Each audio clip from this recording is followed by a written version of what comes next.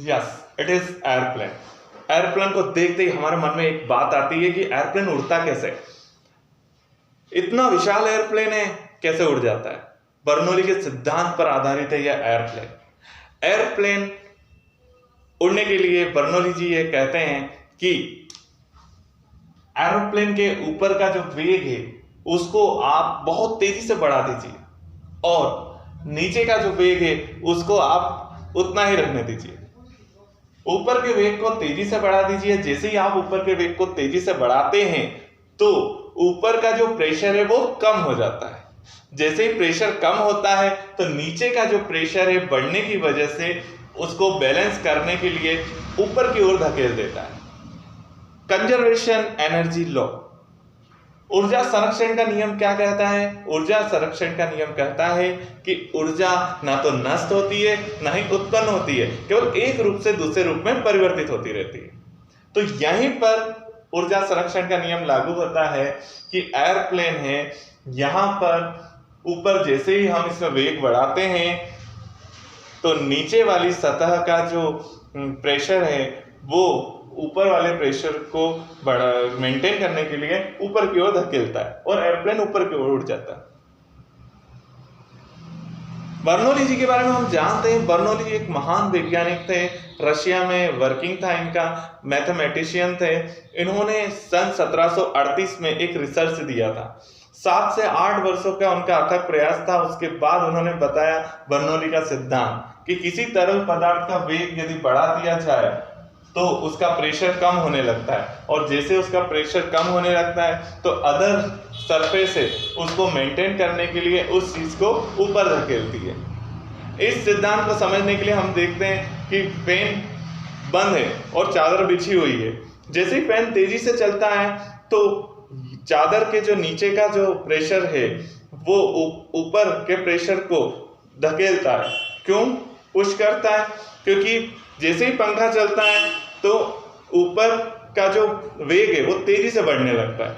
हवा का वेग तेजी से बढ़ा और उसका प्रेशर कम हुआ। उस प्रेशर को ऊर्जा संरक्षण के नियम के अनुसार मेंटेन करने के लिए चादर के नीचे का जो प्रेशर है वो चादर को ऊपर धकेल देता है। सिंपल। इस सिद्धांत को हम डेली रूटीन के हिसाब से भी समझ सकते हैं। कोई कागज आपको उड़ता हुआ नजर आ रहा है तो सेम थिंग है, उसके ऊपर एयर का जो वेग है बहुत बढ़ गया है तो उसका जो प्रेशर है वो हट गया है, तो जितनी देर तक वो प्रेशर कम है वो हवा में उड़ता रहेगा। उसी तरह हम यहाँ पर समझते हैं कि ये जो है एयरप्लेन, इसमें इस तरह से डिजाइन किया जाता है कि ये ट्यूबाकार है, टीएल शेप इसका आकार है। यहां पर इसके जो पंख हैं, इस पंखों के ऊपर से एयर को बहुत अधिक वेग से, बहुत अधिक स्पीड से गुजारा जाता है। इस एयर को कंट्रोल करने के लिए यहां पर इंजन लगे होते हैं। पंख के नीचे इंजन लगे होते हैं, कभी 2 इंजन भी लगे रह सकते हैं, 3 इंजन भी लगे रह सकते हैं। एयरप्लेन के साइज और क्षमता के ऊपर डिपेंड करता है कितने इंजन लगे रहना चाहिए। जैसे ही इंजन आसपास की सारी एयर को इकट्ठा करता है और इकट्ठा करने के बाद इसके पंखों के ऊपर से गुजारता है, जैसे ही गुजारता है तो यहाँ का जो वेग बहुत ज्यादा बढ़ जाता है और वेग बढ़ने की वजह से यहाँ का प्रेशर कम हो जाता है। जैसे प्रेशर कम होता है तो नीचे की जो सरफेस का जो प्रेशर है उसे आसमान में ऊपर की ओर धकेलता है। धीरे धीरे एयरप्लेन ऊपर जाने लगता है। कंट्रोलिंग सिस्टम होता है जो उसे कंट्रोल करता है। जैसे हवा में एयरप्लेन उड़ रहा है, उसके बाद अब नीचे लाना है तो उसे भी इसी सिद्धांत पर ही कार्य करना होगा। अभी ऊपर का वेग हमने बढ़ाया था, प्रेशर कम हो गया तो एयरप्लेन ऊपर चला गया।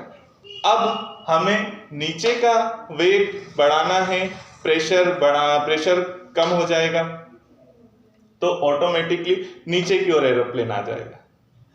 एयरप्लेन नीचे आ रहा है, उसमें बहुत सारी रिस्पॉन्सिबिलिटीज होती हैं, ट्रैफिक सिग्नल्स का ध्यान रखना पड़ता है, इसलिए ट्रांसपोंडर लगे होते हैं।